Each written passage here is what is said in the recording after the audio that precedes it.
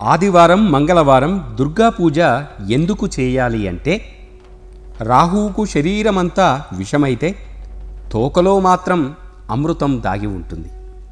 మహిళలందరూ కూడా మంగళ శుక్రవారాల్లో దుర్గా పూజ అధికంగా చేస్తూ ఉంటారు. దుర్గాదేవిని మంగళవారం శుక్రవారాల్లో భక్తి శ్రద్ధలతో పూజించి తమ కోరికలన్నీ కూడా నెరవేర్చుమని సంకల్పించుకుంటూ ఉంటారు దుర్గాదేవికి.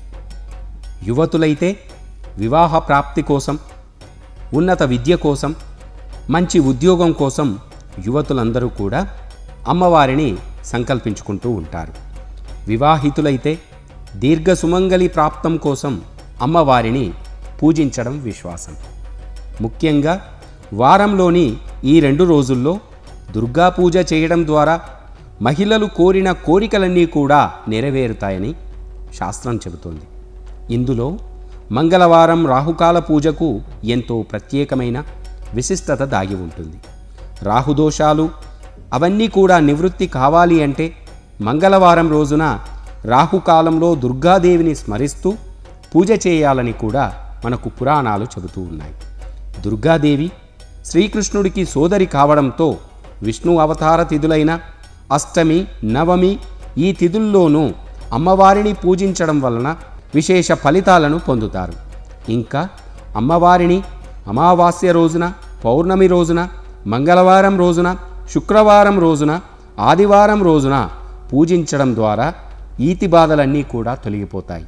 రాహుదోషం తొలగిపోవాలి అంటే రాహుగ్రహానికి దుర్గాదేవికి ఓ సంబంధం దాగి ఉంటుంది. రాహుగ్రహానికి అధిదేవత దుర్గాదేవి. అందుచేత రాహుకాలంలోనే ఆ దుర్గాదేవికి పూజ చేయాలని కూడా మనకు శాస్త్రం చెబుతోంది. రాహుకాలంలోనే వివిధ ఆలయాల్లో దుర్గాదేవికి కూడా ఎంతో వైభవంగా పూజలను జరుపుతూ ఉంటారు. ఆదివారం రోజున రాహుకాల పూజ విశిష్టతమైనది.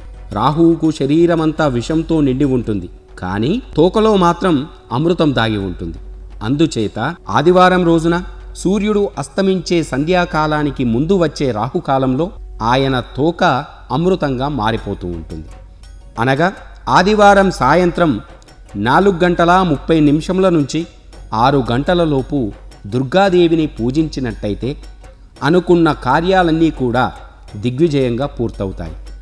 అనారోగ్య సమస్యలు, ఈతి బాధలు, రుణ బాధలు తొలగిపోవాలి అంటే ఆదివారం సాయంత్రం రాహుకాలంలో దుర్గాదేవి కంటూ ప్రత్యేకంగా ఆలయంలో ఒక నిమ్మ పండ్లను సగంగా కోసి నిమ్మరసాన్ని పిండేసి నిమ్మ పండును ప్రమిదల్లా తిప్పి అందులో నెయ్యి పోసి 5 వత్తులతో దీపాన్ని వెలిగించాలి.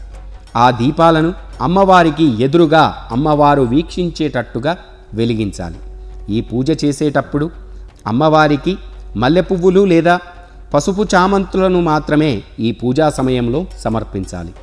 అర్చన చేయాలి అనుకుంటే అమ్మవారి పేరు మీదే పూజ చేయాలి.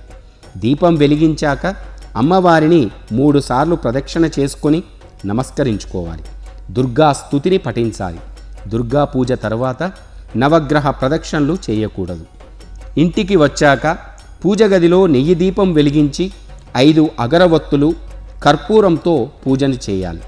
ఇలా 9 వారాల పాటు దుర్గాదేవిని పూజిస్తే కుజదోషాలు పటాపంచలవుతాయని కూడా మనకు పురాణాలు సూచిస్తూ ఉన్నాయి. ఎవరైతే మంగళవారం, ఆదివారం రోజున దుర్గాదేవిని భక్తి శ్రద్ధలతో పూజిస్తారో వారందరికీ కూడా సకల శుభాలు కలుగుతాయి.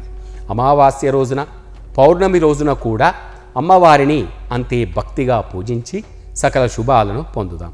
శ్రీ దుర్గాదేవియై నమః.